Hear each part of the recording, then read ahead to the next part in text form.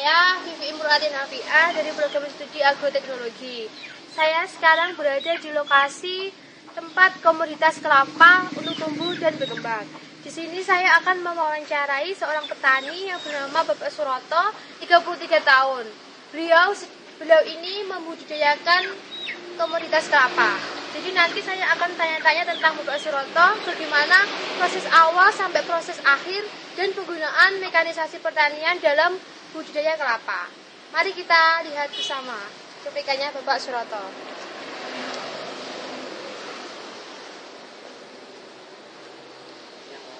Selamat siang Bapak Suroto. Selamat siang adik. Ya, ini saya mau tanya-tanya Bapak tentang proses awal dalam pembuatan bibit kelapa. Bagaimana Pak prosesnya itu? Dari awal kita membuat benih yang semacam seperti ini yang siap untuk pembuatan benih. Terus yang seperti tadi yang udah ada tadi, ini awalnya terus mulai dari penanaman benih, terus sampai yang udah ada hasilnya, terus seperti tadi yang saya kasih tahu kan sama Mbak, terus Mbak mau nanya yang bagaimana? Kenapa Pak ini kok harus dikupas, harus dipotong? Nah, seperti ini ada ya. Kalau kita kupas, ini untuk mempercepat untuk pertumbuhan dari pohonnya. Nah, kalau kita nggak ngasih kupas seperti ini, untuk kadang ada yang nggak jadi, kadang ada enggak. Tapi kalau kita kupas seperti ini akhirnya akan mempercepat untuk pertumbuhan. Bisa berbaik dari yang paling bagus untuk pertumbuhan benih. Jadi untuk proses awal itu kelapanya harus kering. Setelah kering itu harus dipotong. Ya, terus kalau yang muda-muda seperti ini bisanya untuk dijual ke pasar atau untuk bahan masak masakan yang kita inginkan. Terus yang seperti ini cukup untuk dibawa ke pasar untuk buat masakan. Terus untuk kalau mungkin yang seperti ini.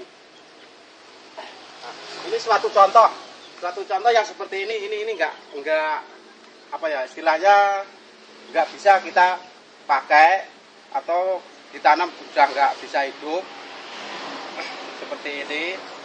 Ini kita untuk prosesnya sudah enggak bisa, jadi bisanya untuk bahan bakar atau mungkin yang kita bisa butuhkan.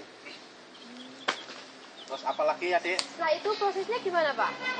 Kita dari mulai pembibitan seperti ini contohnya tadi. Oh, setelah dipotong dipindah. Ditanam seperti ini ya, seperti ini. Ini dalam jangkauan mungkin 1 minggu, kadang 4 hari 5 hari udah nampak seperti ini. Oh ini. iya. Ini kan udah kelihatan ngerucuk, ini pohonnya mau hidup, mau tumbuh seperti ini. Untuk jangkauan seperti ini lagi, ini yang lebih normal bisa mencapai ini dalam jangkauan 2 minggu lebih panjang kelihatan. Nah ini ada akarnya, terus ini untuk pohonnya seperti ini. Terus ada lagi mungkin? Ya, setelah di sini gimana Pak? Setelah di sini itu ditunggu berapa hari kemudian atau gimana? Sudah seperti ini kita perlu waktu dalam jangkauan 1 minggu 2 minggu. Terus apabila tanah mengering kita juga membutuhkan mengasih air. Ya, Kita kasih siram ya. pakai diesel. Jadi diesel di sini itu digunakan salah satu untuk mekanisasi pertanian. Iya. Terus ada lagi? Jadi penggunaan diesel.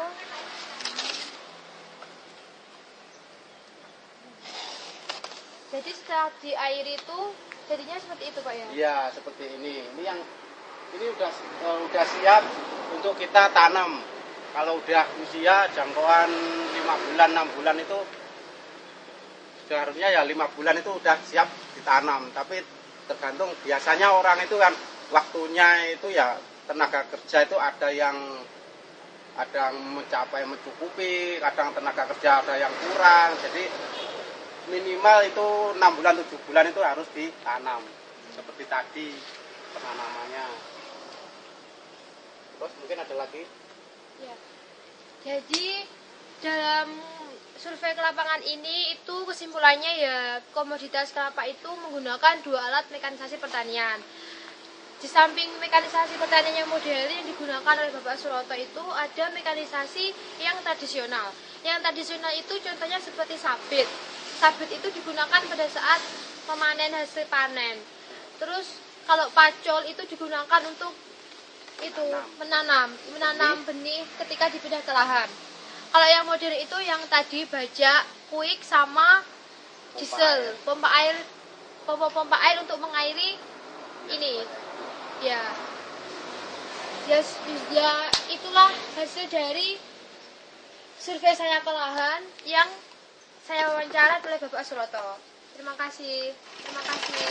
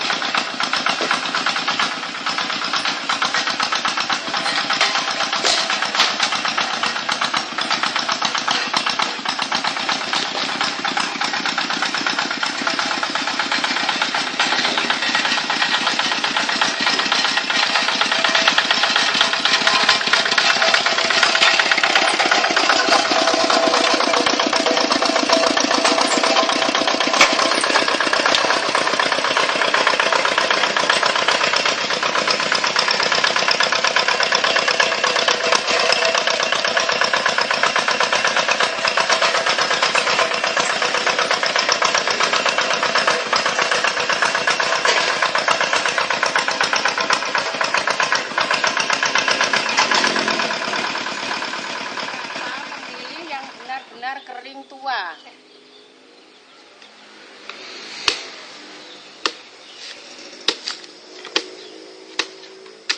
Yang muda dipasarkan, dijual ke pasar. Karena ini tidak bisa mungkin tunas, karena masih muda.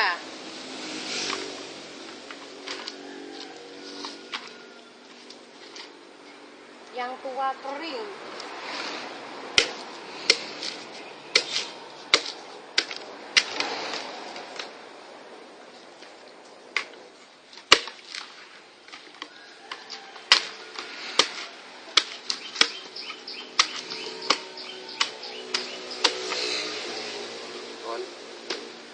Kelapa siap disemaikan.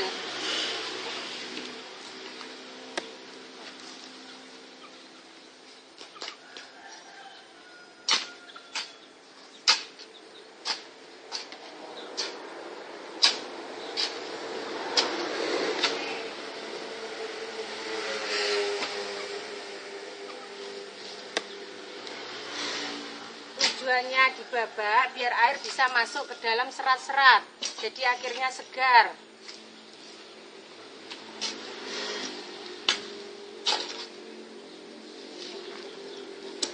Kelapa harus menghadap sinar matahari, diluruskan.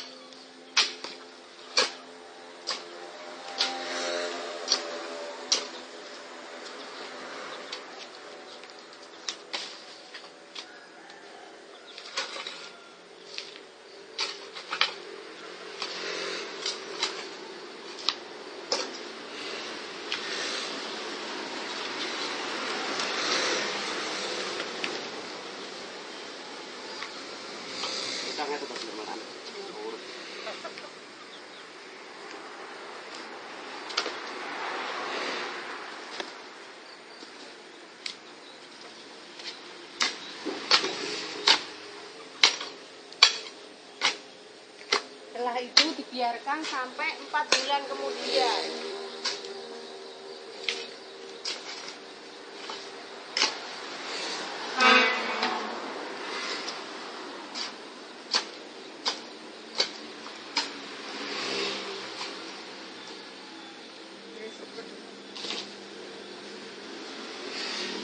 apa? Kita seperti ini, apabila tanah mengering kita memakai pompa air, terus untuk bahan bakarnya dari bensin, terus untuk per jamnya 1 jam itu menghabiskan 1 liter bensin, atau mungkin kalau yang memakai dari bahan bakar solar seperti diesel, pompa diesel itu sama juga, per jam menghabiskan 1 liter, itu sudah standar dari pabrik. Yang seperti tadi, mulai awal cara pembabaannya, mulai penanamannya, mulai pembajakan, setelah dalam jangkauan 2 minggu hasilnya seperti ini.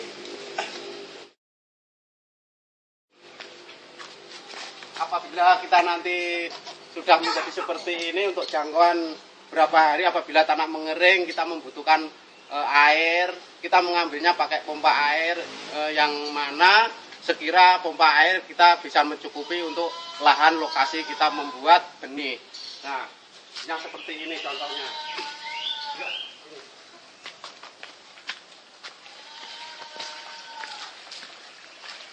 Nah, seperti ini.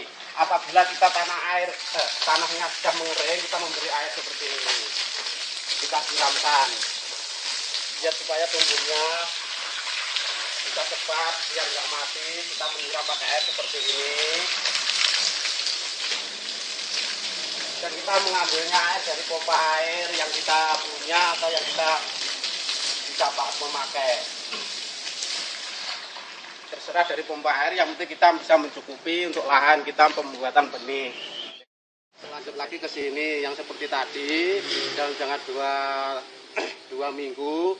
Terus kita setelah proses yang kemudian tindak lanjutnya lagi seperti ini. Kalau jangka waktu udah 4 bulan, hasilnya seperti ini. Ada batangnya seperti ini, daunnya udah 3 sampai 4 lembar.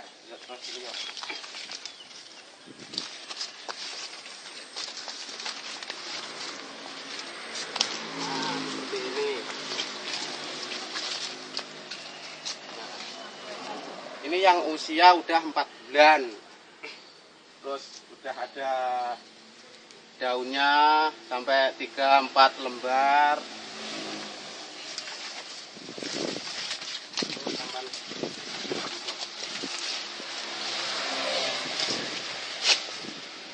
Nah, seperti ini cara kita pembuatan benih, pembibitan mulai dari awalnya. Terus nanti ada lagi yang lebih lanjut. Untuk tindak lanjutnya tadi dari mulai awal, terus ini lanjutnya dari mulai penanaman. Nah, penanaman itu kita dari pohon yang satu itu ada ukuran 1 atau 3 meter, itu nggak apa-apa, lebih lebar juga nggak apa, lebih dekat nggak apa. Terus kita untuk penggalian tanah memakai alat cangkul atau mekanik, mungkin ada yang pakai mesin. Kalau ada alat-alat yang lainnya itu lebih bagus. Cuma kami dari sini juga memakai alat seperti ini, zaman nenek moyang kita yang kita pakai. Terus cara penanamannya kita menggali dulu, menggali seperti ini. Nah, setelah digali seperti ini kita nggak perlu dalam-dalam. Yang penting dari oyotnya ini kita bisa menanam ini masuk ke dalam tanah seperti ini. Ini oyot atau batang. Terus kita masukkan seperti ini. Kalau sudah dimasukkan, terus kita kasih tanah lagi, kita uruk seperti ini.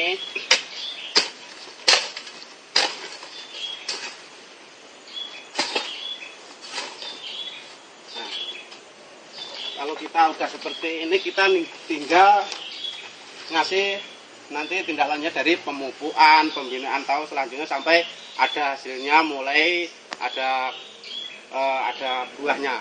Kita pindah lagi ke yang usia 4 tahun sampai 5 tahun yang udah ada hasilnya dan ada kelapanya yang udah siap panen. Yuk kita kesana. Kita lanjut lagi dari tadi penanaman yang umurnya 5 bulan sampai 6 bulan. Kita pindah lagi ke sini untuk dari hasil kita yang udah panen. Kita siap mengambilnya.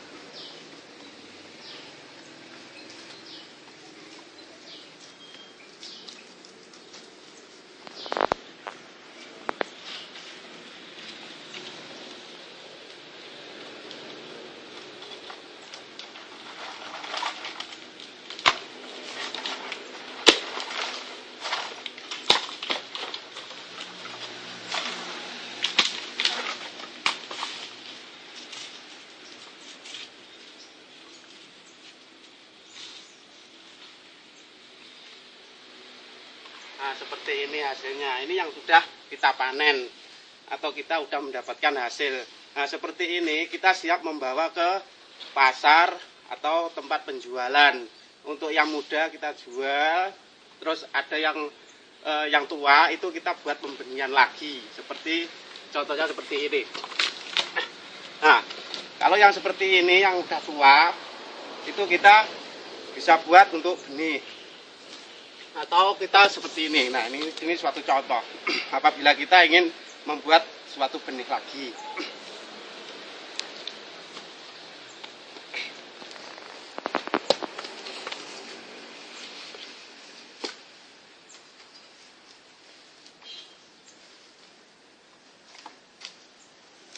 Nah, kalau udah seperti ini nanti kita penjualannya ke pasar terserah mau dibawa ke pasar kemana. Nanti apa yang saya tadi kasih tahukan, saya tadi bilang siap panen, siap dijual ke pasar. Nah, sebelum kita bawa ke pasar kita kasih seperti ini dulu. Jam, tahu disingkat orang Jawa.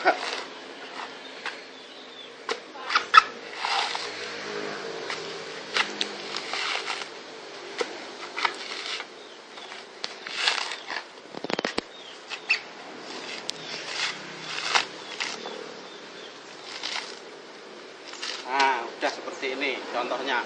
Kalau udah seperti ini siap dijual atau siap dimasak buat memasak sayur atau bikin makanan yang sekiranya kita inginkan. Ini yang sudah siap dibawa ke pasar, siap untuk dijual. Terus dari kupasan kulitnya ini kita juga sangat perlu dan sangat dibutuhkan sama sekali. Ini bisa buat keset atau buat bahan bakar untuk memasak, itu juga bisa. Terus kita dari pohonnya seperti ini, pohon seperti ini kita juga bisa memanfaatnya. Untuk memanfaatkan seperti ini, kita bisa buat lidi. Sebelum kita buat lidi, nah seperti ini. Kita memakai tradisional orang dahulu. Kalau mungkin nanti dalam tahun-tahun nanti aku sudah nggak tahu, mungkin ada alat yang lebih canggih lagi, lebih modern, kita bisa lebih percepat untuk tenaga kita. Kita kupas seperti ini. Nah, ini akhirnya untuk membuat sebuah lidi.